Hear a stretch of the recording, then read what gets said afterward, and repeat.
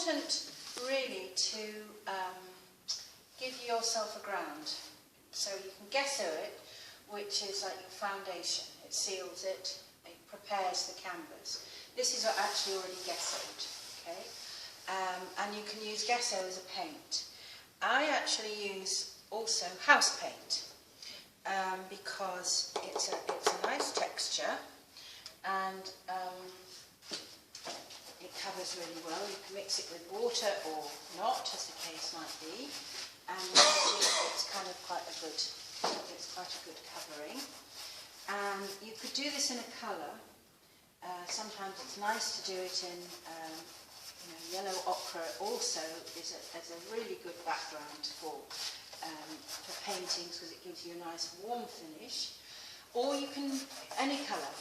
I'm going to actually be starting a series with a black background, which will be interesting. But you're just basically preparing your canvas. And this is just very, very light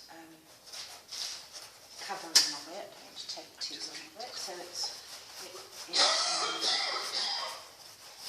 is a good start. Okay. Now, one of the things I'm just going to talk to you a little bit about today, which we haven't discussed before, is a little bit about composition. Now,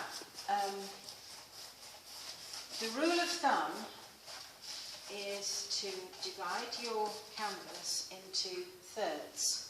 So you've got your two lines here and your two lines here, okay?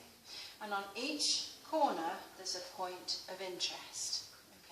Now, that can come naturally, and if I can show you how that happens. So, say on this black and white painting here, okay, this is one I did a few weeks ago. Now, if you see, you can have a look at where the thirds are here, okay? You see that? Now, on each of those corners, can you see there's action happening? There's things happening in those specific places. So compositionally, your eye will flow around the painting. And it doesn't matter whether it's an abstract, whether it's a landscape, a seascape, flowers, whatever. You're looking at composition. You want to feel as if you're moving around a painting. Okay? That's why we say try not to put anything dead centre, because your eye will just go dead centre and nowhere else. So you want to lead your viewer around a picture. Okay, so let's go back over here. So then the other interesting thing is if you were to put, I'll do it with my finger, if you were to put like an arc here. Okay, so you've got your thirds here, and you're going to move the painting from being darker into lighter, okay? With abstract, if you can get that, you create a really interesting picture, okay? So just to kind of bear that in mind. Now, what's so interesting, say particularly with this black and white one, we are naturally, like we've found out with our drawing, we have natural composition understandings, naturally. We don't have to actually pre-think it, but to have an awareness of it, as well as actually just allowing, is also a very, we're bringing those two things together, our creativity and our understanding, our skill, okay? So, with this I'm going to do like on this picture, two different techniques to see, you can use the two different techniques, or you can just use one or use your own, okay? So I'm going to start off with the yellow, or with the orange, sorry, and I've whisked this up. I'm kind of getting famous for my whisk. I wish I could find another one. I can't. I've been to all the shops to see if I can find a little one. I might be able to get it in England, but it's such a great little thing. So I'm going to actually put this orange in certain places. Okay. I'm just going to put a bit down here. Okay. Now, this bottom bit I'm going to have darker, okay? Now, I'm using house paint, and the reason why I'm using house paint is that it's a lovely thick consistency. And it stays very solid in the colour. And if you mix the thick paint with the acrylic artist paint, the two textures make a very interesting pattern. I'm just going to look for my palette knife, which is, would you mind just going and getting off the tray for me? Thank you. So, I'm going to put some of the black straight onto the paint. Everyone goes, oh my goodness me, how can you do that? But let's just see what's going to happen. Okay, I'm going to do a little. Thank you. So it's interesting, isn't it? Now, I'm just going to spread this out a little.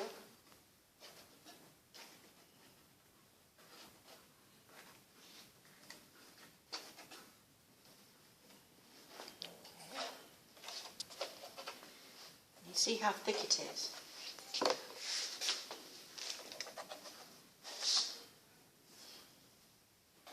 And how it blends so interestingly with the thinner paint. Okay. You see what's happening here? It's sort of starting to blend itself. Okay. Now, I'm going to spray this a little. And you'll see what's going to happen.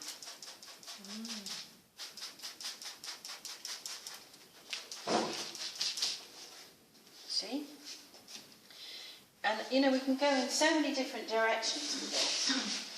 And you can really experiment yourself. The two different textures make it very, very interesting. Okay, so I'm letting the water move a little in here. You see what's happening? Then I might actually encourage it to go in different places. Nice, eh? Yeah. And you see how thick this is in comparison to the thinness of the orange. Okay. It's kind of quite gloopy, but it's really nice. Okay. Then, this is going to be open enough to do. So this is a little bit more watery, but not as thin as the orange, and it's not as thick as the black. And then this will start doing interesting things.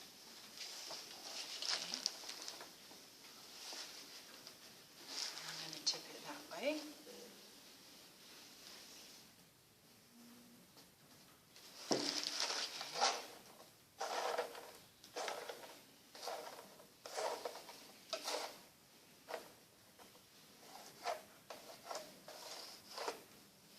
Now, you remember in the drawing we were kind of quite free with how we were moving, so we're adapting that into the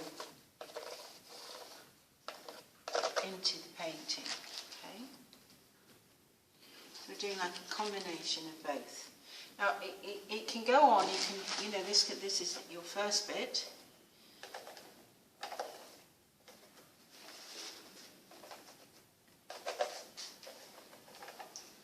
Okay.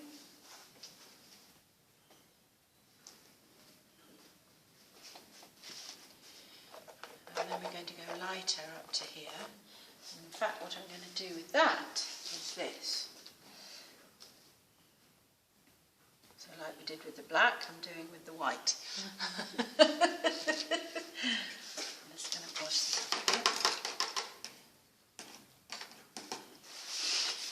So you've had no preconceived ideas No, of none what at all. you're trying to produce, The other than that it's dark at the top and light at the bottom? The only thing that I've got in mind are the colours. Yeah. And I'm just allowing to see where it might go and what I might do with it. I had put some blue out, and I was thinking I'll put some blue in, but I'm not sure about that at the moment. I'm going to just go and see what might happen.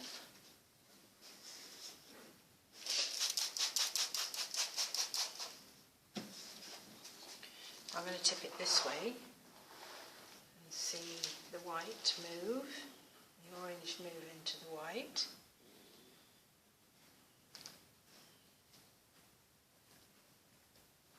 So you start to get some really interesting things happening. Yeah, and the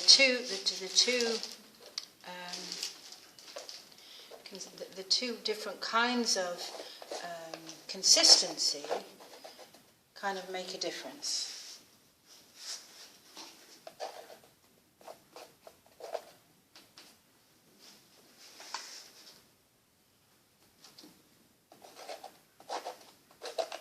Okay.